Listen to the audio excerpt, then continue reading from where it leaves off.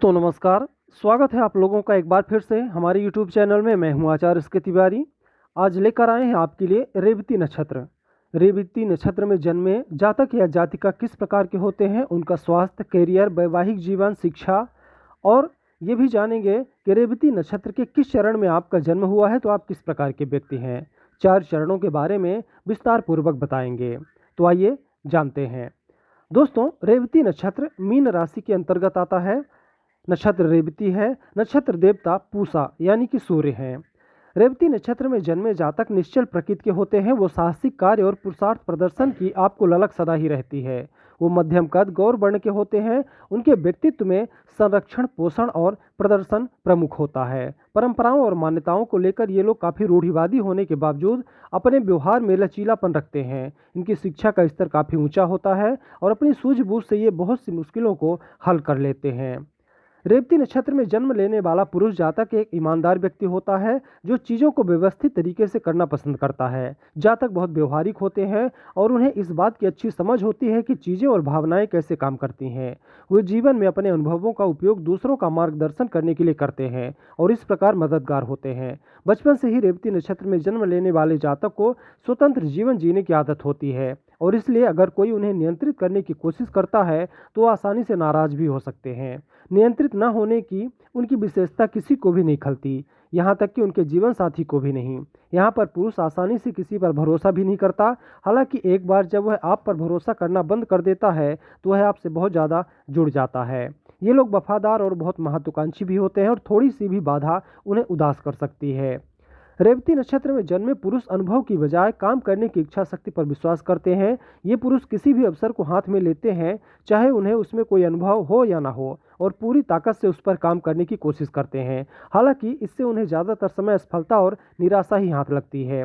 इसके बजाय अगर वो योजनाबद्ध तरीके से कुछ भी करते हैं तो उन्हें अपने चुने हुए क्षेत्र में महानता हासिल करने से कोई नहीं रोक सकता। जातक में वैज्ञानिक झुकाव होता है, इसलिए वो किसी भी संबंधित क्षेत्र में भविष्य बना सकते हैं। हालांकि उनके पुरस्कार उनकी कड़ी मेहनत के अनुपात में होने की संभावना नहीं है, क्योंकि उन्हें अपने निवेश से सर्वश्रेष्ठ लाभ प्राप्त करने के लिए 50 वर्ष की आयु तक इंतजार करना होगा।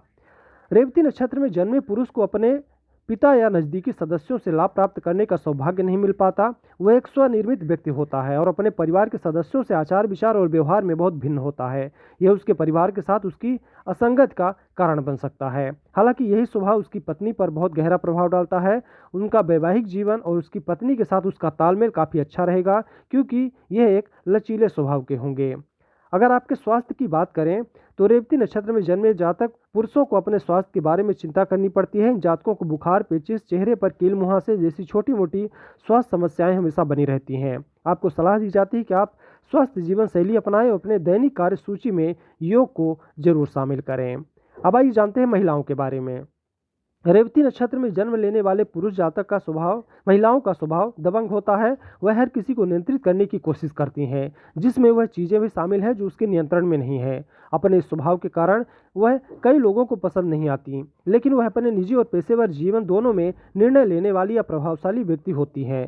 साथ ही रेवती नक्षत्र में जन्मी महिला आध्यात्मिक और ईश्वर से डरने वाली होती हैं।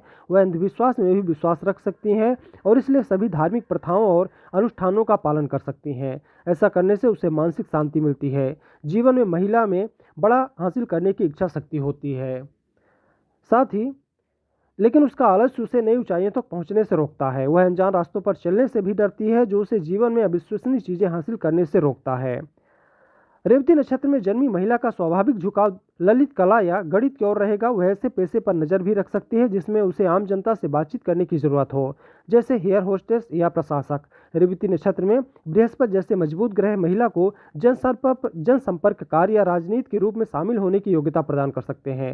हालांकि अपने करियर में सर्वश्रेष्ठ पाने के लिए रेवती नक्षत्र में जन्मी महिला को अपने विचलित करने वाले स्वभाव पर नियंत्रण रखना होगा। उसके करियर के लिए सबसे अच्छी अवधि 27 से 38 वर्ष की आयु है। रेवती नक्षत्र में जन्मी महिला को सामंजस्यपूर्ण प्रेम और वैवाहिक जीवन का आशीर्वाद प्राप्त होगा। कोई भी बड़ी बात उनके प्रेम में बाधा नहीं डालती और वह अपने पहले साथी से विवाह भी कर सकती हैं, जिससे उसे प्यार हो जाता है। रेवती नक्षत्र में जन्मी महिला एक समर्पित प्रेमी होती हैं और अपने साथी के बहुत साथ देती हैं। कभी कभी ससुराल वालों के साथ छोटी मोटी अनबन हो सकती है, लेकिन जल्द ही वो सुलझा भी लेती हैं।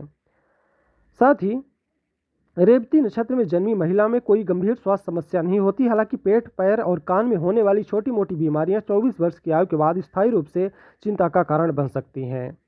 अब आइए कुछ और बातों के बारे में जानते हैं। नौकरी के प्रति आपका विशेष लगाव है, यानी आप नौकरी करना पसंद करेंगे। अपनी मेहनत, बुद्धि एवं लगन से आप नौकरी में उच्च पद को प्राप्त करेंगे। हालांकि व्यावसायिक रूप से आप कामयाब रहेंगे। आप कलाकार, चित्रकार, सम्मोहनकर्ता, अभिनेता, संगीतज्ञ, जादूगर, घड़ियों से जुड़े कार्य, भवन निर्माण से जुड़े कार्य, कैलेंडर या पंचांग निर्माता, ज्योतिषी, एयर होस्टेस, रत्नों के व्यापारी, जल परिवहन से जुड़े कार्य, अनाथ आश्रम से जुड़े कार्य, धार्मिक संस्थाओं के संचालक, यातायात नियंत्रण व पुलिस विभाग, बिजली विभाग से जुड़े कार्य, सड़क सुरक्षा कर्मी आदि करके सफल हो सकते हैं। साथ ही अब आइए जानते हैं कि प्रथम चरण से लेकर चौथे चरण में जन्मे रेवती नक्षत्र के जातकों की क्या योग्यता है। रेवती नक्षत्र के जो पहला चरण है उसके देवता पूषा है तथा नक्षत्र स्वामी बुध है। इस नक्षत्र के प्रथम चरण का स्वामी गुरु है। रेवती नक्षत्र के प्रथम चरण में जन्मा जातक ज्ञानी होता है।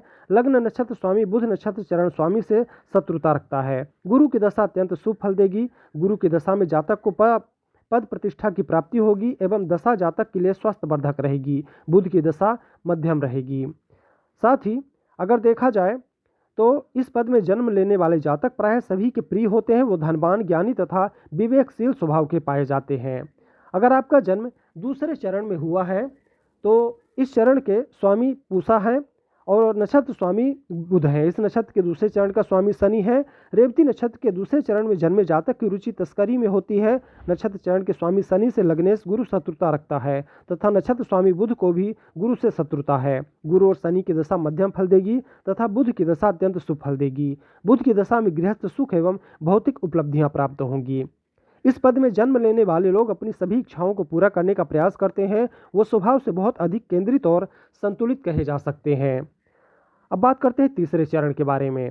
तो रेवती नक्षत्र के तीसरे चरण के स्वामी शनि है। इससे गुरु बुध शनि का प्रभाव है। नवमांश कुंभ राशि है। यह मानववाद का द्योतक है। जातक लंबा, बड़ा सिर, दुबला व सुस्त, रूखे नेत्र व केस, आलसी, पुत्र सुख से हीन, लड़ाई झगड़ा पसंद होता है। इस पद के जातक सीमा से पार जाकर मदद करने वाला होता है। इस कारण लोग इसका दुरुपयोग करते हैं तथा सहायता जारी रखने से दाम्पत्य जीवन में कलह भी होता है।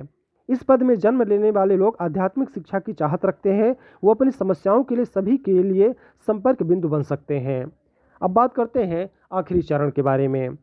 चौथे चरण के स्वामी गुरु हैं। इसमें गुरु बुध का संयुक्त प्रभाव है। नवमांश इसका मीन है। यह स्वप्न और संचार का द्योतक है। यह ठिगना, दीर्घ वक्ष, कान वाला, कोमल, प्रसिद्ध, बुद्धिमान, गुणवान, यशस्वी होता है। जातक दिन में स्वप्न देखने वाला, जीवन में असफल, अस्थिर, शीघ्र भ्रमित होने वाला होता है। यह चरण किसी भी अर्थों में शुभ नहीं कहा जा सकता है।